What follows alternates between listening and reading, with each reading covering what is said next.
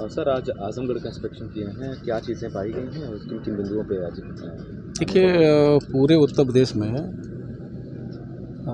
जब हम मंत्री बने थे तो कैदियों की हमने जो संख्या मांगी तो सबसे ज़्यादा युवाओं की संख्या, एक 80% लगभग संख्या युवाओं की, 40 साल से नीचे की संख्या मिली।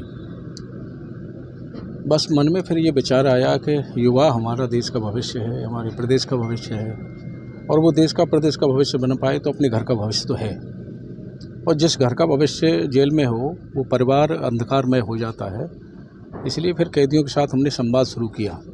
और हालांकि आजमगढ़ में मैं पहली बार आया हूं और कैदियों के साथ संवाद किया है, लेकिन यहाँ 6-7 महीने पहले हमसे एक बंदी यहाँ आए थे किसी अपराध में या जेल में किसी धारा में, और अभी जब छूट के गए तो वो हमसे मिले और जाकर के उन्होंने बताया कि सर, बंदी आपकी प्रशंसा करते हैं।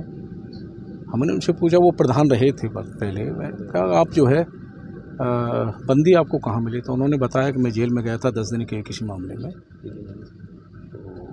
उसका परिणाम भी सामने आ रहा है। कैदियों के साथ संवाद में हम अपने कैदियों को परिवार से कनेक्ट करते हैं कि आपके जेल में आने के बाद आपका परिवार किन परिस्थितियों से गुजरता है। आपके परिवार में कोई बहन बेटी शादी के योग्य है, अच्छा परिवार वाला उसे लेता नहीं है। आपके परिवार में कोई भाई है तो उसकी शादी कोई करता नहीं है। और बंदी ही बताते हैं कि हमारे जेल में आने के बाद हमारा पड़ोसी, हमारा परिवार का रिश्तेदार कोई व्यक्ति आता नहीं है हमारे घर, तो वो परिवार भी एकाकी जीवन जीने को मजबूर होता है। जब इतना एहसास कैदियों को कराते हैं तो कई कैदी भावुक होते हैं, रोते हैं।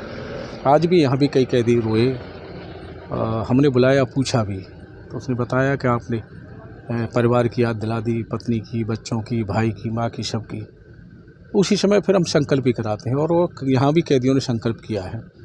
जितने कैदी थे संवाद में, सबने संकल्प किया है कि हम दोबारा कोई गलती नहीं करेंगे। हम मानते हैं कि सब ना कर पाए, 10% 20% भी अगर कर लेते हैं तो एक अच्छा है, और यही प्रयास हमारा है।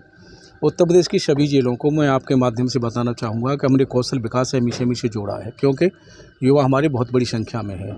युवा अगर छूट के जब बाहर जाता है, जेल का जो उसके ऊपर एक मोहर लग जाती है, तो कोई व्यक्ति उसे काम नहीं देता। इसलिए हमने सभी जेलों को कौशल विकास एमी से जोड़ा है कि बंदी काम सीखेंगे, बाहर जाएंगे तो स्वरोजगार से जुड़ सकेंगे और किसी के ऊपर निर्भर नहीं रहेंगे। ये भी प्रयास हमारा है।